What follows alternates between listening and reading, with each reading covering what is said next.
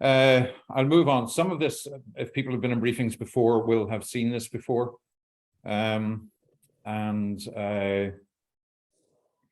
But there are some new elements and some elements that are being brought in here that wouldn't have been in the first 4 rounds, for example, following the introduction of the personal professor, the professor in grade. And I will also clarify what the future is in respect of the personal professor grade being replaced by the established professor grade, which has never been a promotional grade in the university before. And I do need to make that point very clearly because it continues to be misrepresented.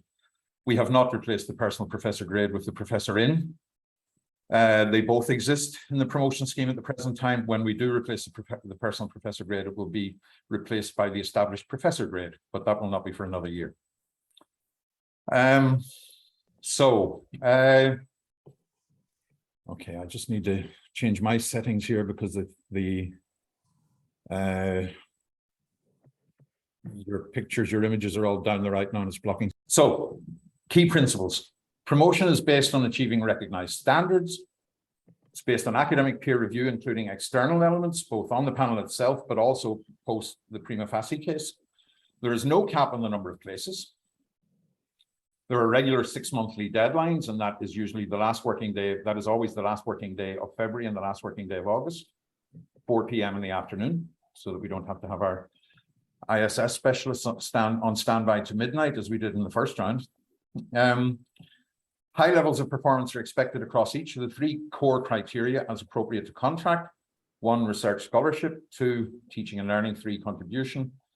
Candidates are expected to demonstrate that they are performing at the level to which they have applied for promotion and are likely to continue performing at that level.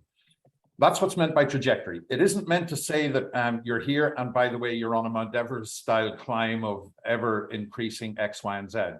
It's that you have reached a certain level and you're showing the clear evidence that you are likely to continue at least performing at that level. You may well, of course, continue upwards, but you're expected to show that you're demonstrating clearly that you're likely to continue to perform at that level. For example, you in recent years, you've continued to get research grants, you've continued to innovate in teaching, you've continued to supervise postgrads, postdocs, okay?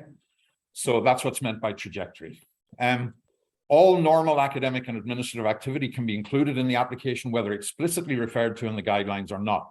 So the fact that you don't find a precise thing that you do in the guidelines doesn't mean that it's not relevant. It's relevant if you see it's relevant and if the panel agrees with you, okay? But if it's part of you doing your job, then yes, absolutely, included in the application. All academics with a minimum of 3 years service at NUI Galway are eligible to apply to any higher grade, irrespective of current grade, okay? And that's important. If for whatever reason, and this was possibly more relevant as we were introducing the scheme, we've now had 5 rounds of it, and I would hope that anyone who felt that they were being held up by the absence of schemes for a number of years would have addressed that in the meantime. But the fact that you're a lecturer above the bar does not mean that the only option is to go for SL. If you feel that your CV is strong enough, your application is strong enough, you can go for professor in, you can go for personal professor, okay?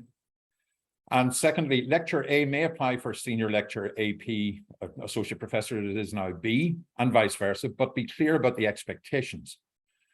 So we've had 4 applications for senior lecturer A, and 2 have been successful so far in the first 4 rounds of promotions.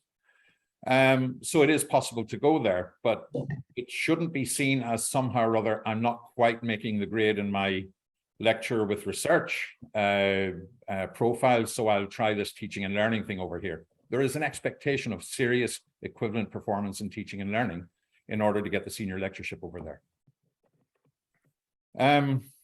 The university is committed to equality, diversity, and inclusion in the scheme, and progress is constantly reviewed in this regard. This includes a specific mechanism for recognizing protected leave and adjusting achievements upwards for the purposes of assessment. And the calculation of the extent to which those achievements that can be measured, such as research income, such as postgrad, postdoc supervisions, the extent to which they are adjusted upward is calculated by the Office of Equality, Diversity and Inclusion. Aoife Cook gets the data when it is submitted in the applications, makes the calculations and meets with me to review those calculations to make sure that we've got everything right before they are then factored in, and they become part of the discussion then on the panel. Candidates may offer in a specific box any additional evidence they may wish to share in respect of their achievements and or circumstances. That box isn't assessed per se, but it does contextualize and can sometimes be very helpful in terms of us figuring out, especially if something is looking a bit borderline or whatever, does that actually persuade us that that should actually get over the line? And as we began with round 3, a COVID impact box remains on the form.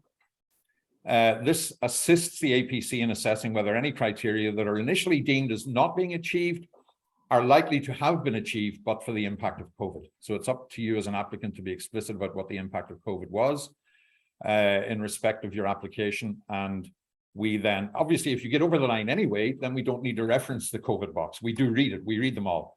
But if something is not quite getting over the line, we specifically then reference the COVID box to say, okay, when we factor that in, is it likely this person would have got over the line? In which case, if it is, we will say so and deem that criterion to have been met. And then just to make it absolutely clear, because the appeals committee, the Academic Promotions Appeals Committee, wasn't clear what this meant, but financial considerations in respect of affordability to the school, college or university play no part in any individual assessment. At no stage, whether in the head of schools form, countersigned by the dean, or in the discussions in the panel, do we sit and say, oh, that school has already got too many professors, they can't afford this. That simply is not part of the discussion, and that needs to be made absolutely clear to everyone. Key principles in respect of appeals.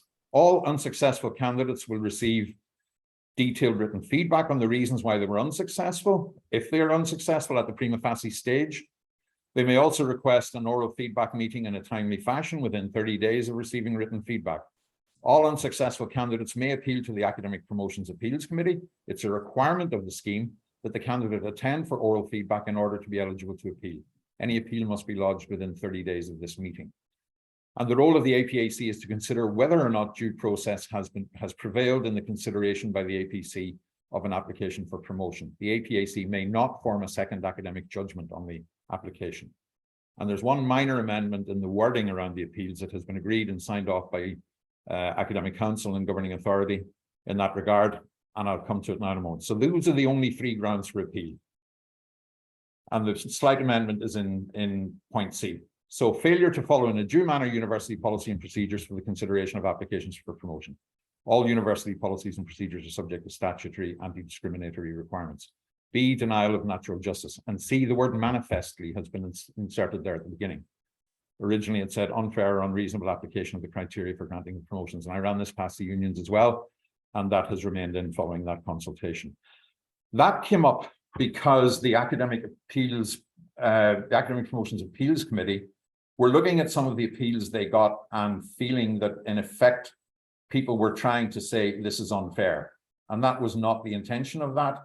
Unfair in what terms? In other words, that was potentially opening the gates to a second academic judgment, which is clearly not allowed within the system.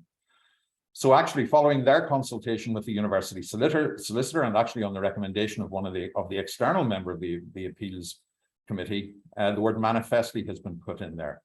So a ground for appeal is not simply that you think this is unfair. It's that you have to show that in some or other way, the committee actually was unreasonable, unfair or unreasonable, in other words, procedurally, in its assessment of the promotion. Okay. But I think that just needs to be clarified. A ground for appeal is not simply that you think this was unfair. So I've got a piece in here about how we reach the scoring. Normally, we've given this information at the feedback meetings with individuals, but I think it's no harm if it's spelt out at the beginning, because there have been some misunderstandings around the nature of the 3-2-1 scoring, and people feeling that because they got a 1, they were somehow way off the mark, could it not have been at least a 2. So I'm clarifying that now in terms of how we approach the scoring. All applications are read by each member of the committee, so we all read everything. And each member of the committee assesses and scores each application individually. The 2 external members of the committee do not do that. They are process observers and commentators, but they are not scorers. 4 committee members are allocated as core readers to each application to go through the individual application in particularly fine detail. And they're expected then to report, and I usually call on them first to comment on where there's a discussion, if there is any disagreement about how, about whether the score is coming through as a 3 or coming through as a 1, yes or no. I'll come to that in a minute. But there's 4, and those 4 in all cases are 2 core readers from the relevant college, avoiding conflicts of interest where possible, and 2 from other colleges, and also in all cases 2 male and 2 female members of the committee. The committee as a whole agrees a consensus score for each criterion for each candidate. The relevant achievement has to be demonstrated for each criterion to receive a score of 3, i.e. that criterion has been achieved. So if we don't reach a consensus, usually we reach consensus, almost always we do in fact. But if we really cannot reach a consensus that something is a 3, then the criterion is not met. We have to have that consensus if we are to, with confidence, go to the external assessors and say, we think this person should be promoted. Do you agree? Prior to the meeting, each member of the committee submits their scores in respect of each candidate. The scores are then transposed to a spreadsheet, and this is the basis for discussion at the meeting. And I'll show you a fictionalized spreadsheet based on 5 rounds of assessing candidates now, just to give you an illustration of how that proceeds. That's the next slide. A score of 1 means that in the opinion of that individual assessor, that single criterion, that particular criterion is not being achieved. A score of 2 means the assessor is unsure and needs input or clarification from the discussion at APC. A score of 3 means the candidate is achieving the criterion in the assessment of that member of the panel. Where there is a majority of 3s and no 1s, the score would be an automatic 3 under this criterion, i.e. the criterion is met, unless a panel member raises a discussion point, in which case we have a discussion, but generally speaking, that would still then become a 3. All other profiles necessitate further discussion, and from this discussion, consensus usually emerges. There must be a consensus, as I said earlier, that a criterion is being achieved in order for a score of 3 to be awarded. The consensus score can only be 3 or 1, i.e. yes or no. And that has led to some misunderstandings when people have got the feedback sheets. How could you give me a 1? There's no way I was that far off the 3. It's because it's simply binary in terms of the final consensus. We cannot go to external assessors saying, we think this person maybe should be promoted. We're not sure, please tell us. We go to external assessors, and that is in fairness to the external assessors, saying, we think you should be promoted. Do you agree? The protected leave multiplier and COVID-19 impact are factored into the discussions and decisions at all stages. Okay. Now, I'm going to show you a fictionalized spreadsheet here, and this is no particular individual. I made these numbers all up, but they give you a flavor of how the discussion might proceed. So we would get that sheet at the start of candidate X. And this would be the scores. This is obviously for SL. So you've got the 3 core criteria, and then you've got a choice of 5 out of 10 optional criteria. The way I would proceed then is, so we would get that sheet, but it would not have the yes, no across the bottom, which up to now we've often recorded as 3-1, but actually we're going to record as simply yes or no, hopefully to avoid the confusion that has arisen from people thinking they got a 1 and should have got a 2 or whatever. The agreed score has to be either yes or no. So you'd get that sheet without the bottom row, and I would go through then the initial going through it as follows. Research and scholarship, there are 1, 2, 3, 4 2s, but 10 3s, no 1s. That is an automatic 3 unless anyone wants to discuss anything. I give them a couple of seconds if anyone wants to raise it. Usually nobody does. Okay, so that's an automatic yes, an automatic 3. Teaching and learning, unanimously a 3, so that's an automatic 3. Contribution, there are 1, 2 2s in there, but 12 3s. So unless anyone wants to raise a point, that would be an automatic 3. Couple of seconds silence. That's agreed. That's met. Postgrad, postdoctorate completions, that's a unanimous 3. So that is a yes. Research funding, there are 1, 2, 3, 4, 5 1s in there. So we'll come back and have a discussion. Research impact, there's a couple of 1s. We'll come back and have a discussion. Innovation in teaching, there is a single one in there. We'd come back and have a discussion. And then pedagogic research funding, there are some ones in there. We come back and have a discussion. So that would be the initial going through the sheet. And then we go back to the criteria that haven't become an automatic 3. In the case of research funding, you've got 5 1s in there. I think you've got 5 3s. And you've got 4 2s. At no point do we then say, what is the average of that score? That is not the basis for the discussion, ever. It's that we reach a consensus. And in that particular one, it's a fictitious one, but in that particular one, I've said, no, that criterion isn't being met. Now, what might happen in that kind of discussion is all sorts of things. You might find that actually the people mostly giving it a 3 are people who are closer to the discipline.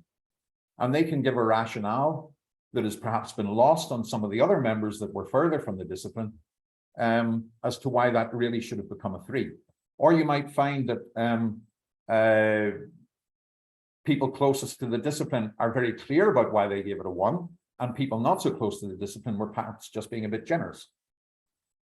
I also look to see whether there's any kind of gender bias. Is it all the men scoring harder and all the women scoring more generously, or vice versa? And so I'm conscious, but it comes out in the discussion, it's as factual as possible. And at the end of the day, I listen to how the discussion is going, and I will make a suggestion that I think captures where the discussion is going, which could be, it sounds like this is going towards a 3. Does anyone object? Some people might object. No, I genuinely cannot see that that is a 3. Or I'll say, sounds like this isn't meeting the criterion. Does anyone feel very strongly that they want to stand their ground?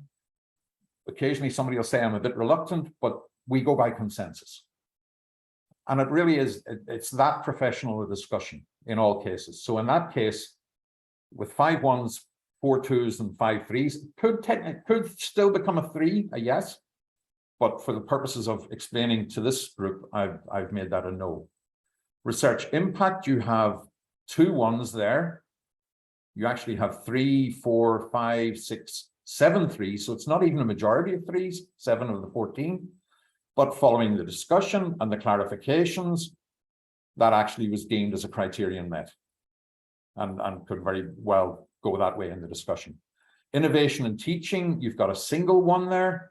Usually if there's only a single 1, that person will not die in the ditch for their 1, especially if there's a clear majority of 3s elsewhere. In this case, there were 1, 2, 3, 4, 5 2s. So there were a majority of 3s. And following discussion, that would most likely become a yes, but it doesn't necessarily automatically do so. And then in terms of pedagogic research funding, same idea. We'll have that discussion. We'll look at what the expertise is that people are bringing to the table to justify their scores, whether that convinces the others who thought differently. In pedagogic research funding there, you've got 1, 2, 3 1s. You've got 4 3s and 7 on the fence. And following the discussion, that could go either way. In this case, I'm saying it went against it being a 3. 4 3s out of 14 isn't a very convincing argument that actually this criterion is being met. And in those circumstances, it would be most likely that the panel would not see the criterion as being met unless something obvious came to light that really swung the opinion of the room. Okay? Or the assessment of the room, I should say. So that really is how we set about it. And in the case of this fictitious candidate, they would be meeting all the essential criteria, but failing on 2 of the 5 non-essential. So their reapplication time, which I'll come to shortly, would then be 2 years. Now, some more additional details. Candidates are expected to engage fully with their head of school before applying and after the outcome of the process. And with the reintroduction of PMDS this year, I would encourage all academics to engage thoroughly with their head of school in terms of the development of their careers. A head of school form, which must be countersigned by the dean, will be submitted by the head of school, and the candidate will have a right of reply. None of this has changed since the early stages, since the beginning of the scheme, except the last point. 2 external members with senior academic experience are on the APC, 1 STEM, 1 ABL, both with significant experience across research and teaching and learning. And then the default adjective is used in the guidelines for criteria at each level, unless one of the others is explicitly used as an alternative.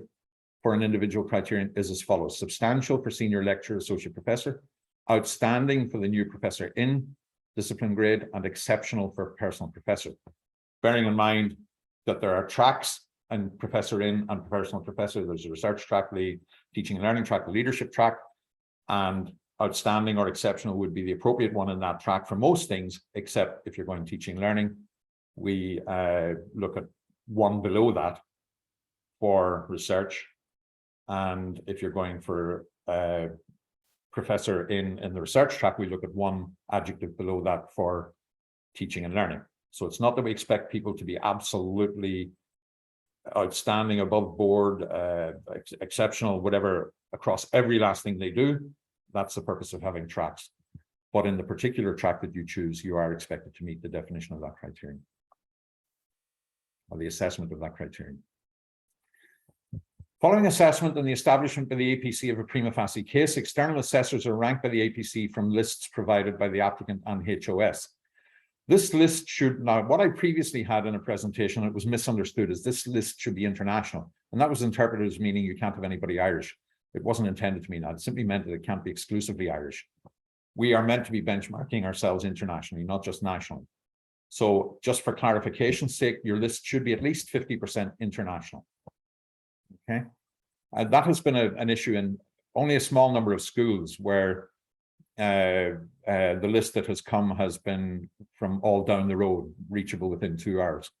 And that really is not what we're looking for in terms of external international validation of our standards. Okay. Promotion will only follow if external assessors clearly agree with the recommendation of the APC. They should be at least at the academic level in their own institution, which the candidate is applying for, and in an institution or department of similar or higher reputational standing.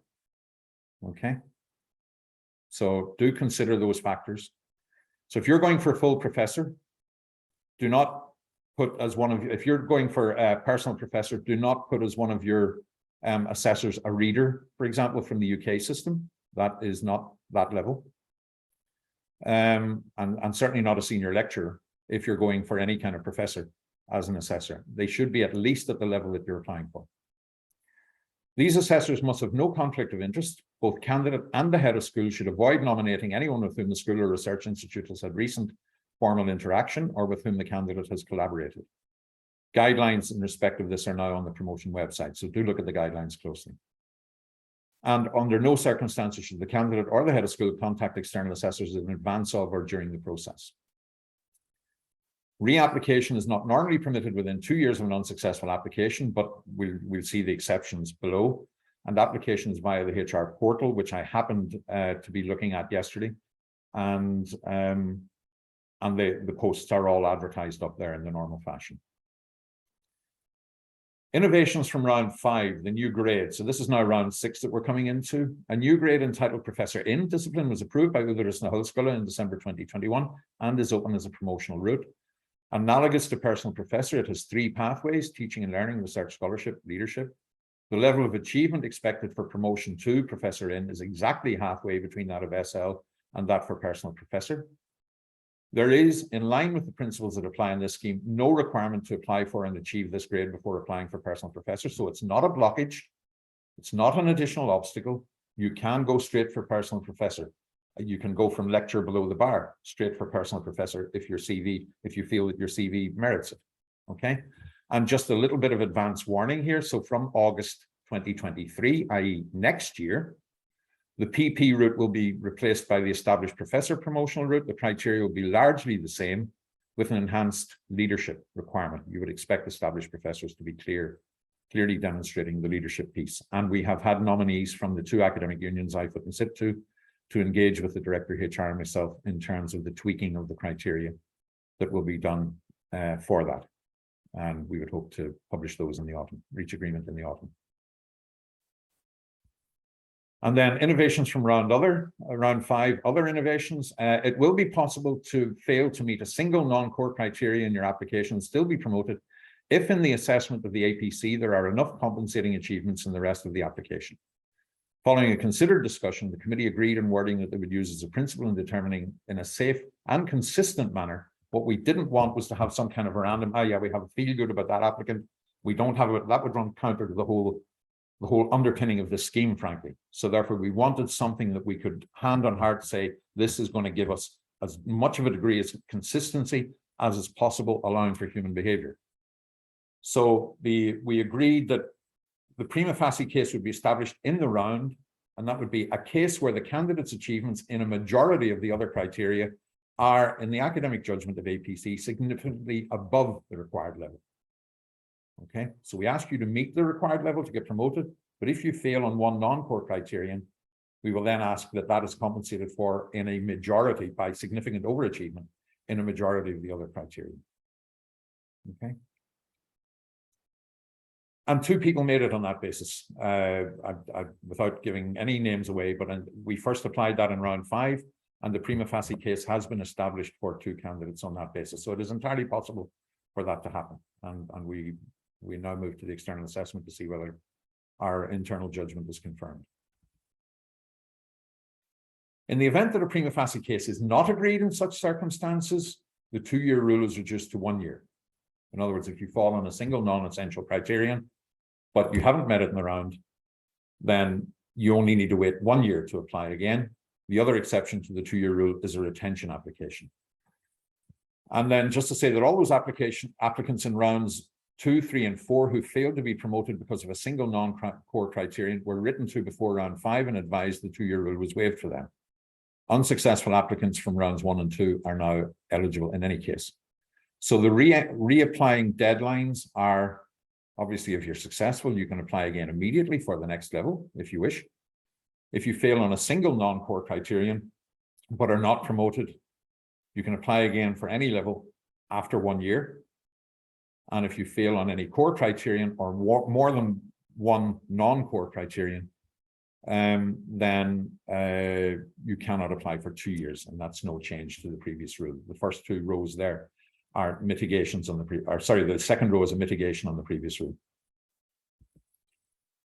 And then innovations for round 5 and 6 other. Following the decision by Udris and Hulskull in December 2021 to approve the use of US-style titles, those promoted to SL will be able to use the title Associate Professor. The forms have been amended in line with the new guidelines, but also to allow more commentary, following on from feedback meetings, amongst other things with the Appeals Committee. Feedback meetings with candidates, but also some discussions that we had with the Appeals Committee, which have been very constructive in terms of enhancing the process. And then for round 6, candidates who were unsuccessful at PP level prior to the introduction of the Professor in grade may apply for Professor in this round, irrespective of the 2-year rule, but it's specifically they may apply for Professor in. They are still being held to the PP, the 2-year PP rule. Okay. So most of this core criteria is relatively unchanged, but I'm just going to go through it briefly. This is for senior lecturer / associate professor. Contract type A, the core criteria, substantial record of research scholarship appropriate to discipline. And contract type A, you should demonstrate the incorporation of up-to-date research and scholarship into your teaching. You don't have to have your own research. You may have it, but it's not required. And if you do include research your own, you should elaborate on its significance, okay? Again, where it's multi-authored, you need to elaborate on the significance of your own contribution. Some disciplines are typically single-authored, some are multi-authored, we all know that. But we do need a narrative around what is your own contribution to research publications. Substantial record of teaching, supervision, and mentoring taught students, substantial contribution to the organizational leadership or management aspects internally and or intellectual, cultural, social, or economic life externally at regional, national, or international level, including external engagement activities for and on behalf of the university that are beyond the confines of academic engagement. So, such as outreach, such as impact of the work that you do in other spheres of life, walk of life, be it industry, be it society, be it politics, the economy, whatever. One key point just to say around the core criteria, recognizing that in some disciplines, the opportunities for external engagement are greater than others, and in other disciplines, possibly because of size or whatever, There may be greater or lesser possibilities for engaging beyond the school or in the wider college or in the wider university. We have that as a single box, internal and external engagement, and there's no required, it must be 50% internal, 50% external, or 70% external, 30% internal, or vice versa. There's no requirement in that regard as well. Play to your strengths. For some people, it'll be greater internal, for others, it'll be greater external. And there is no prejudice or preference on the part of the panel in that regard at SL level. Okay. Contract type B, the fundamental difference here is that you are required to have your research scholarship. You should list your own research outputs appropriate to discipline and or interdisciplinary, and elaborate on their significance. Okay. Where work is multi-authored, you should in the narrative elaborate on the extent and significance of your own contribution, lead author, contributor, etc. And then points, the second and third bullet points there are the same as in contract type A. Then we have the optional, the additional criteria, any 5 from 10. The 5 on the left are generally in the research side, and the 5 on the right, the teaching and learning side, but candidates have frequently mixed and matched, played to their strengths, and that is absolutely legitimate, and there is no preference or no particular, there's never been any discussion about whether anybody should be held back or held forward or anything else on the basis of the selection of the options here. It's absolutely play to your strengths. They are marked and assessed individually, each in their own right. External research leadership is the first one there, and be clear about the leadership element. Sometimes we are getting a list of largely memberships on this or that review board, panel board, and it's really unclear what exactly that says about leadership. So if you are going to list memberships, I would suggest they're more likely to be relevant under international research standing, Roman 5 there. If you're going to claim external research leadership, then you need to be absolutely clear about what the leadership element is of what you're doing. And there's a narrative box where you can elaborate on that. So that's not to say that memberships are ruled out from there, but you need to be clear about how it constitutes leadership if you want to include it under Roman 1. Supervision to completion of doctoral students, or supervision of postdoctoral researchers, or a combination of the two, plural. Okay. The other PGR activity is contextual only. Now, this is very much, as with all of this, going to vary by discipline. There are disciplines where PhDs and postdocs are 10 a penny. There are others where there is rare as hen's teeth. There is no minimum number there, but there is a plural. So that even where they are rare as hen's teeth, bearing in mind also what I said earlier about trajectory, you will have to have more than one completion and have current supervision. Okay. In order to meet that criterion. And in some disciplines, frankly, coming up with 2 PhDs, if the data that we get from the research office or from the school or whatever in terms of the frequency with which PhD students appear and postdocs appear suggests that actually that's not particularly impressive, then it won't get you. In other disciplines where they're very hard to get, it will. That is appropriate. That is correct. I mean, even if you look at the next point, research funding, a significant track record of getting small research grants in some disciplines, which might not amount to more than the cost of about 3 screws on the latest medical device, could be very substantial in a discipline where grants are harder to get. But that level of funding would not be, as I say, in a discipline where 6-figure, 7-figure grants are actually quite common. Okay. So we do adjust our expectations according to the disciplinary expectations, and where we have the disciplinary expertise on the panel, we go by that. Where we don't, I would consult with the head of school or seek advice from a head of school in terms of what the expectation might be. The impact of research beyond academia, and that is very clear. If you're going to choose the impact of research, don't be telling us about all your academic collaborations. It will be beyond, it's beyond academia that we're looking for. The impact on society, on the economy, on politics, on culture. Okay. And then international research standing. And that is, are you on boards? Have you been invited to be on different committees? Have you, based on your expertise, look at the guidelines. It elaborates on the kind of things that could be expected there. Number 6, maintaining theoretical currency in teaching. In other words, showing and demonstrating that the latest theoretical papers that are out there on how to teach your discipline, whatever it may be, you have incorporated those methodologies into your teaching. Okay, that's what maintaining theoretical currency in teaching means. Innovation in teaching is not just about the introduction of new courses. In fact, it's not even primarily about that. It's about innovative teaching. And I think you need to be aware of that, and the guidelines, we've tried to clarify in the guidelines around that. So a long list of new courses that you introduced will probably not get you that box. What you need to do is show what you did that was innovative, that was new in your teaching. National standing in teaching, and we recognize that there are some international bodies in the teaching space, perhaps less so than there are in the research space, hence the use of the word national here, rather than international, as it is for international research standing. But increasingly, there are possibilities in the teaching and learning space internationally.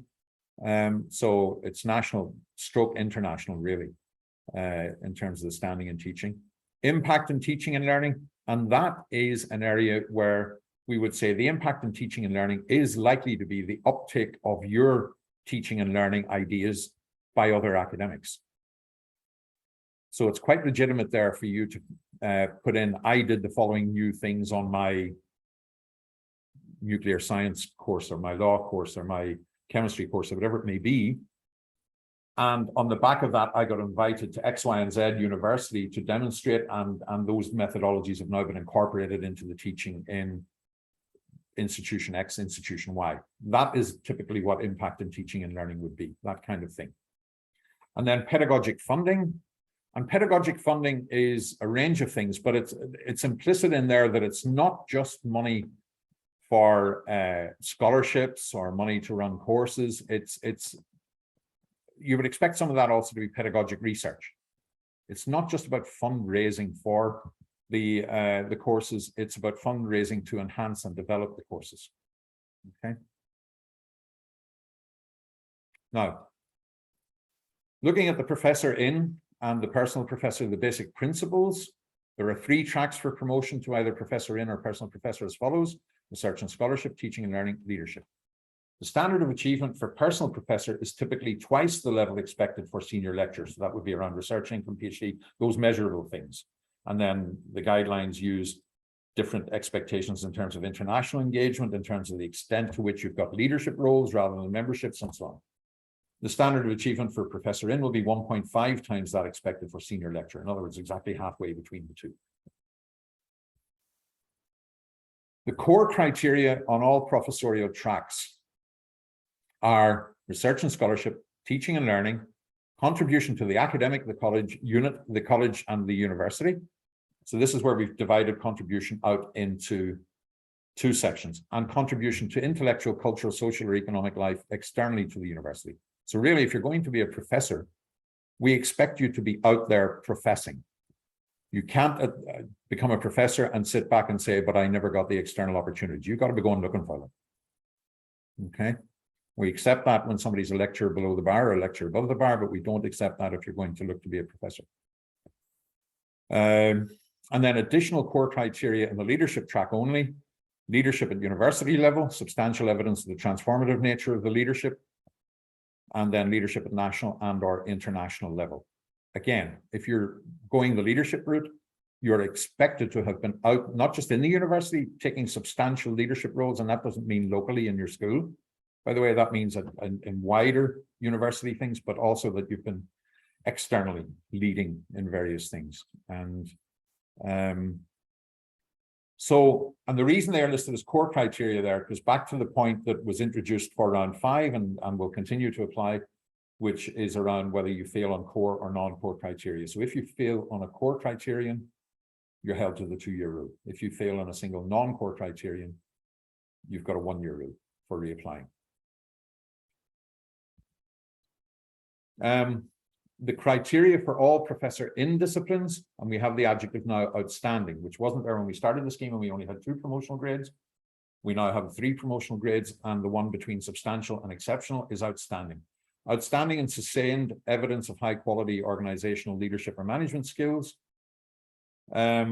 which have contributed to the academic unit, the college and the university. Outstanding and sustained contribution to intellectual, cultural, social life externally to the university. That's a contribution element for the professor in, and that is core to all tracks.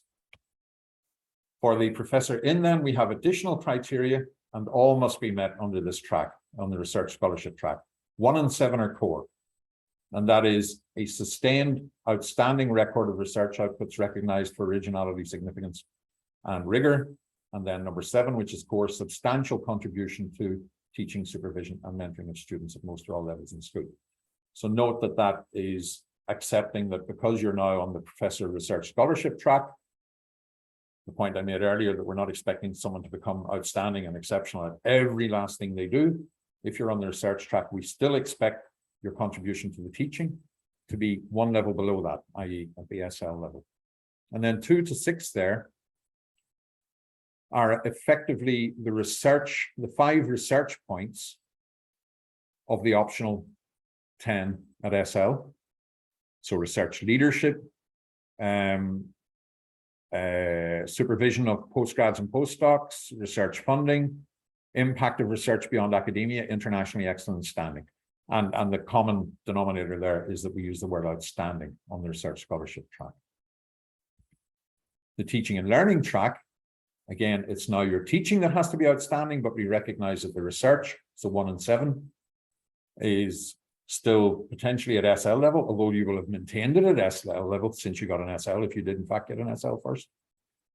But they are core, 1 and 7. And then the 2 to 6 there are effectively the teaching and learning side of the house from the SL optional criteria. Again, using the word outstanding as the common denominator. And then the professor in leadership. So we, in addition to the contribution ones, we have outstanding leadership at university level, proven outstanding national, international level, substantial contribution to teaching, substantial. So we recognize that those 2 pieces, the research and the teaching, may well have stayed at SL level because you've been concentrating on leadership. And then optional criteria there, any 3 of, so 6, 7, and 8, sorry, 5, 6, and 7 there are any of the 3 criteria, any of the criteria under PP and or TNL, not already in this list. Okay. Then at PP, and it's really all analogous to what I've just described for professor in, except that the adjective now is exceptional. So the contribution is expected to be exceptional, both internal and external.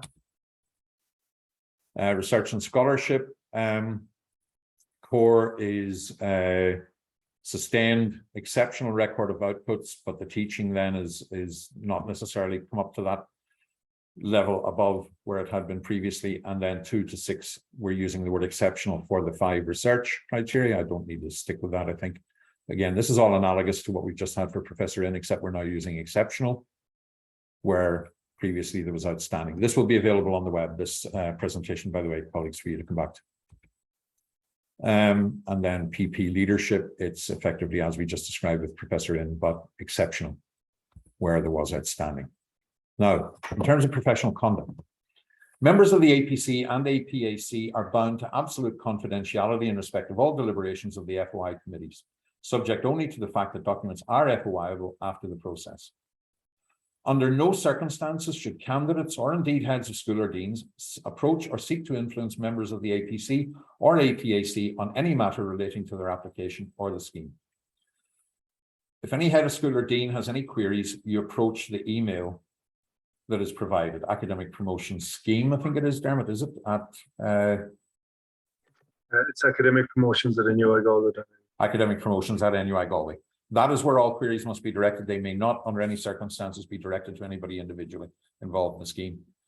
Members of the APAC or APAC may not advise applicants either individually or in groups in respect of the promotion scheme. Heads of school and deans are required to respect and maintain the confidentiality of all individual applications. Deadlines are 4 p.m. on the last working day of the month, every 6 months.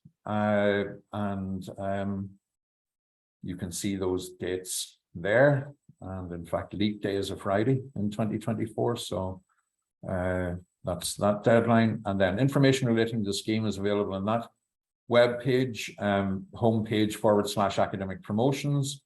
Questions may be addressed to academic promotions at nuigalway.ie, and a link to the HR application system is there. And that's it. So I will release that so that I can see faces, and I'd appreciate if you put your camera on if you're going to ask a question.